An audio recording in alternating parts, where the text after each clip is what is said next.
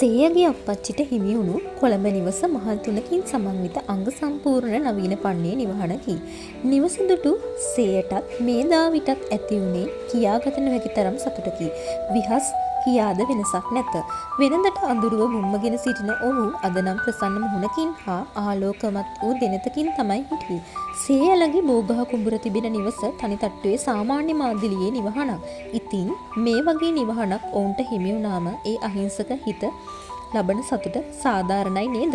කොහොම හරි සේයා තමන්ගේ කාමරය ඉතාම ලස්සනට පිළියෙල කරගත්තා. ලාරෝස පැහැ තීන්ත ආලේපිත හරියට තමන්ගේ කැමැත්තටම අනුව නිර්මාණය කළ කාමරයක් වගේ සේයට දැනුනේ. අම්මෝ ඇති යන්තම් ඒ වැඩෙත් හරි. සේයා එහෙම කිව්වේ තම ඇඳ මතට පැන බම්පෙමි. අද නම් සනීපෙට නේ ළමයට තොයි ගන්න පුළුවන්. ඇය තමාට මෙහෙම මුමුණ ගත්තේ සුරතල් මුහුණකුත් හදාගෙන. හවස සේයාගේ කාමරයට ආව විහස් ටෙඩි බෙයාස්ලා විසිතුරු කොන්න කටු ආදිය සුවඳ විලවුන් නැඟ ගල්වන ආලේප බේබි සබන් පවුඩර් ඔයිල් බේබි ෂෙරමි බිත්තියේ පැත්ත කලව තිබෙන විසිතුරු ස්ටිකර් දෙසට තම ඇස් ගෙන ගියේ කටකොණින්ද නැගූ සිනහවක්ද සමගි ලදරු කාමරයක් වගේ. විහස්ගේ වචනය සවනත වැකුණත් හරි සේයාගේ කේන්තිය ඇවිස්සෙන්න ගියේ තත්පර ගණනකි. මන් දැනගෙන හිටියේ නෑ මල්ලි ඔය අහුමෙලිසියාකාරයෙක් කියලා යන්න මගේ කාමරේ. ඇය එහෙම කිව්වේ ඇඳ මත තිබූ කොට්ටයකින් ගසා ඔහුව කාමරයෙන් පන්නා දමමින්. ආව මෙතන මට අනම්මනම් කියක්. එහෙම කිව්ව සේයා නැවතත් ඇඳ මතට පැන නිදන්නට විය. කොළඹ පැමිණීමෙන් අනතුරුව ඇයගේ ජීවිතයේ උඩු යටිකුරු වී යයි ඇය හීනකින්වත් හිතුවේ නැතු වෙති. මේ අතර සේයාගේ අතිජාත මිතුරිය දෙදෙනාද සිතුලිගේ තාත්තගේ බාල සහෝදරියගේ නිවසෙන් අතර වීමට පැමිණියේ සේයා සමගින් ඉංග්‍රීසි IT කෝස් සඳහා සහභාගී වීමේ අරමුණිනි. ඒ කොහොම වුණත් මොවුන් තිදෙනා අතර පැවති හරි අපූර්ව මිතුදමකි. එක්කෙනෙකුට එක්කෙනෙක් නොමැතිව සිටිය නොහැකි හරි අපූරු සහෝදරත්වයකි. හැම කෙනෙක්ම මේ වගේ සැපේදී දුකේදී අත් නොහරින සැබෑ යාළුකම් තමයි ලැබෙන්නම ඕනි.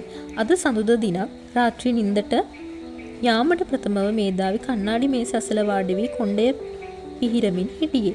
මට හරි අමුත්තක් දැනෙන්නේ මහත්තයා දේවල් ඉක්මනට වෙනවා වගේ දැනෙන්නේ. හරියට කාගේ හරි වමනාවකට වෙන දෙයක්ද කියලාත් මට හිතෙනවා.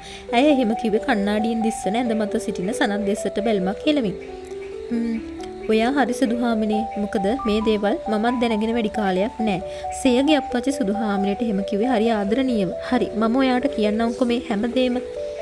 එහෙනම් මේ කියන දේ හොඳට අහගන්නකො මගේ දරුවන්ගේ අම්මා. සනත් එහෙම කිව්වේ සුදුහාමිනේව ඇඳ මත වාඩි කරවමින්. දැන් ටික කාලයකට කලින් සිහිලල් පුතා ආව මා මුණ ගැහෙන්න. සනත් එහෙම කිව්වේ කාමරය තුල තිබුණු හැඩියා විනදම්මේ. මොකක්? ඔයා මොකද කිව්වේ මහත්තයා? මේධාවි එහෙම ඇහුවේ අතිශය පුදුමයටත් සංවේගයටත් පත් වූ ස්වරූපේ. කොහොමද සිහිලල් පුතා අපි ගැන දැනන් තියෙන්නේ? ඒව පුතා දැනගෙන ගොඩක් කල්. ඒ දරුවට ඕන අවුරුදු ගානකට කලින් උන වැරද්ද නිවැරදි කරන්න. අපේ ජීවිතවලට සාධාරණ ඉෂ්ට කරන්න තමයි සිහිලල් පුතාට ඕනි. සනත් එහෙම කිව්වේ කඳුළු බර දැසි.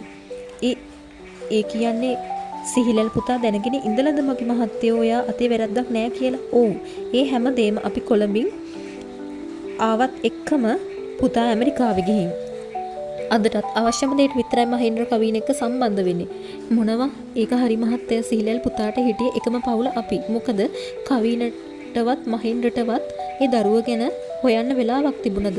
මගේ අහිංසක දරුවා වැඩි කාලයක් ජීවත් වුණේ අපි ළඟ. එහෙම එකේ ඒ දරුවගේ සහනෙට හිටි පවුලක් තියන්න නැති වුණාම ඒ අහිංසකයන්ට මොනව හිතෙන්න ඇද්ද? ඉන් අනතුරුව කාමරය තුල පැවතියේ සනන්ට තුරුළු වී හඬන මේධාවිගේ කඳුළු වැගිරීම පමණය.